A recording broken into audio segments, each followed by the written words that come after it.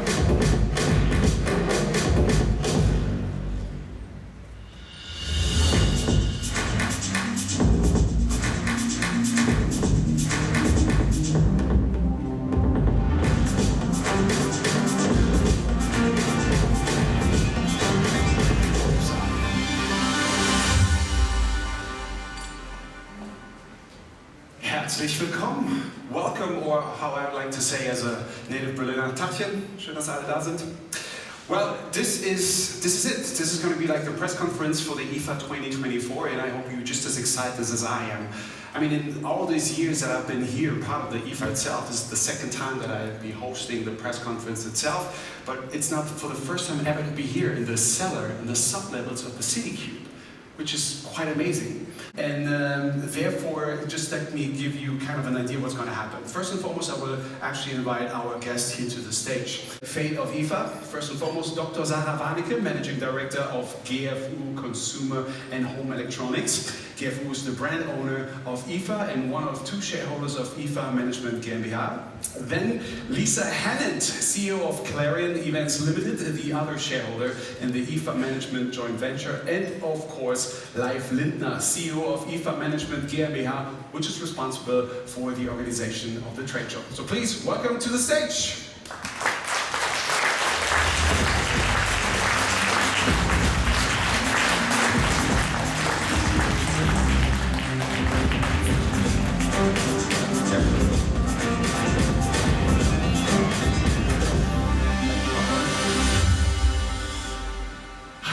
That's exciting. Welcome back. Thank you. And as you can tell, we just saw just a short clip which only shows a small part of the history. This is why I would like to know from you, what does 100 years of IFA history mean to you? Lisa, shall we start with you?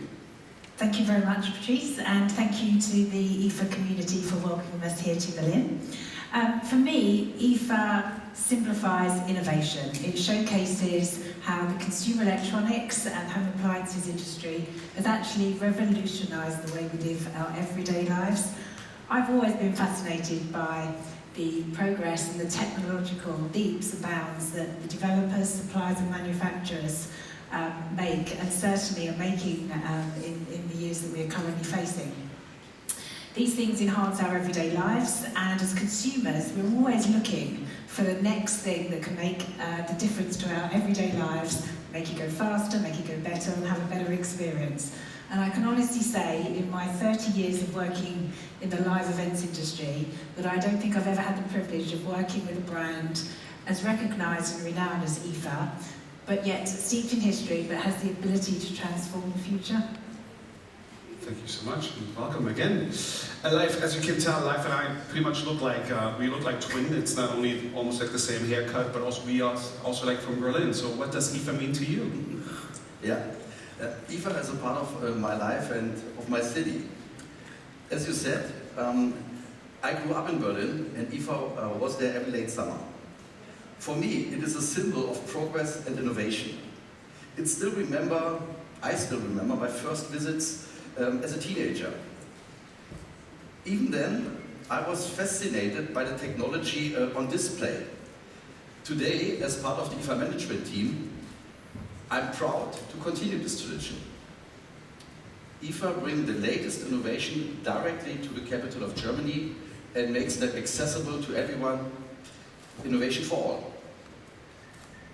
And Dr. Sara Warneke, I don't know if I'm really actually asking the question correctly, because what I wrote down is can I actually call you an IFA veteran? I mean, what's your special IFA moment? Well, I wouldn't call myself a veteran, but I already have more than 10 events under my belt, so I've been here around a little bit. And every time there is a feeling that grips me. And it actually sets in right at this moment when the halls have already filled up with the journalists on the first morning of the press days. And then come the trade visitors, the retailers, and of course the consumers. These are the moments when I realize what all the people involved in the IFA project have been working for all year. This vibrant energy is simply unique for me. And I'm sure you're intensively involved with the IFA history over the last few months. Are there any particular events that you have made that have made a special impression on you? Well, there are so many of them, it's hard to put them in one. Let me think about it, I'll come back to you later. Live. Yeah. For me, it is clearly the moment when Vice Chancellor Willy Brandt introduced the colored television in Western Germany, as you saw in the clip, in IFA 1967, when he pressed the button. The new era began in this moment. His quote, "Color TV does not want to remain a luxury item," symbolizes what IFA is all about, innovation for all. So now that I had a little bit of time to think about it, for me, one very big milestone was the integration of the home appliances in 2008.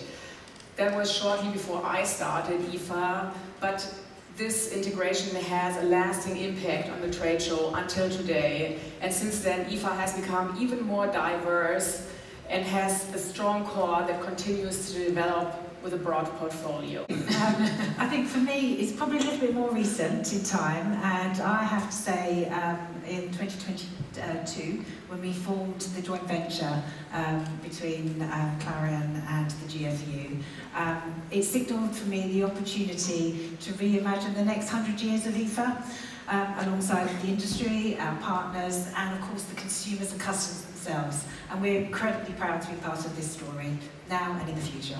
Ladies and gentlemen, once again, welcome to Berlin, welcome back to IFA, and most importantly, welcome to our industry's biggest birthday party yet. IFA turns 100 this year. What an anniversary for the world's largest consumer electronics and home appliances show. And what a history.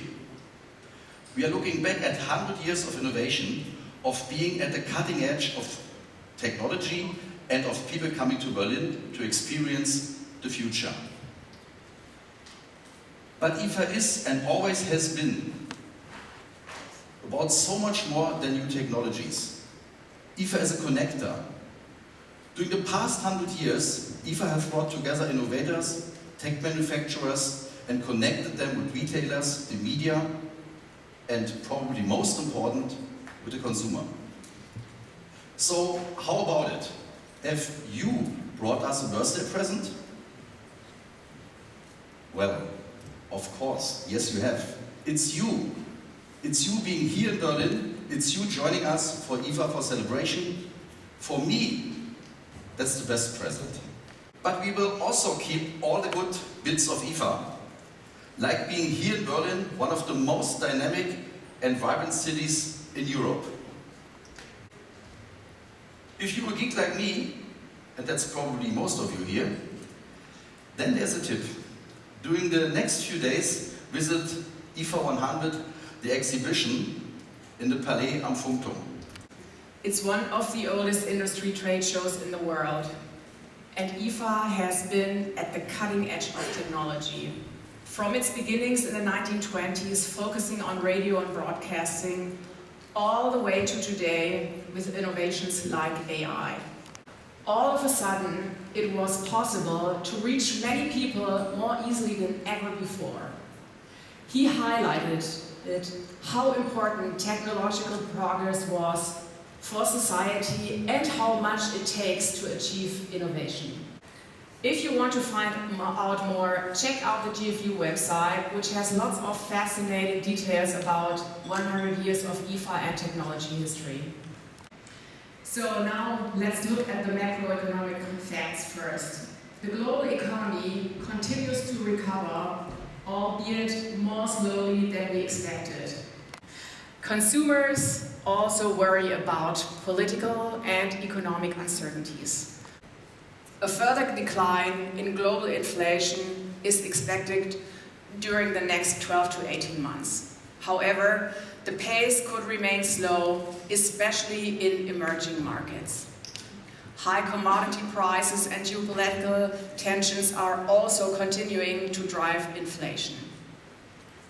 Inflation has a direct impact on our consumer tech markets. Looking at the figures starting in Q1 2023, we can see the market development improves directly when inflation is decreasing, which is shown in Q4 in 2023. Then, at the beginning of 2024, inflation increased and the market turned negative again. This pattern shows a direct correlation between low inflation and a positive market trend. There's a clear reason for this. The disposable income of consumers can be spent only once. Inflation, however, had an especially big impact on the costs of so-called fast-moving consumer goods.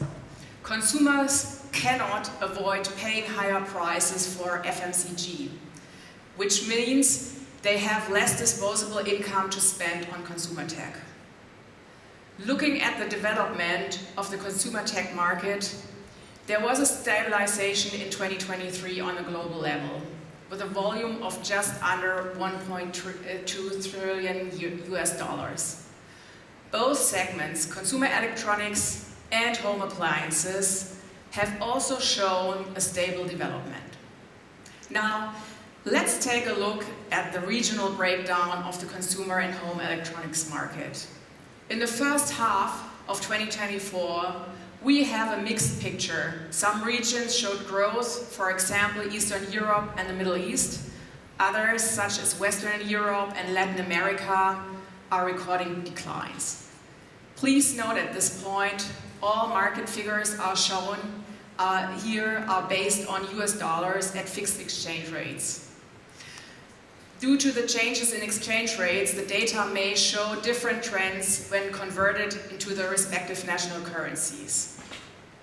Now, after looking at the different regions of the world, let's look at the different product categories.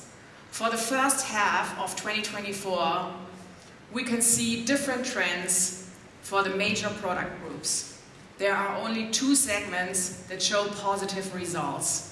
Telecommunication products grew by 2.3% and the photo segment grew by 8.1%. The consumer electronics and the IT segments declined by 2.5 and 5.4% respectively. E-commerce was the only way to do any kind of shopping except for fundamentals. For example, in Western and Eastern Europe, the e-commerce market share is recently rising again after declining due to the reopening of the stores in 2022.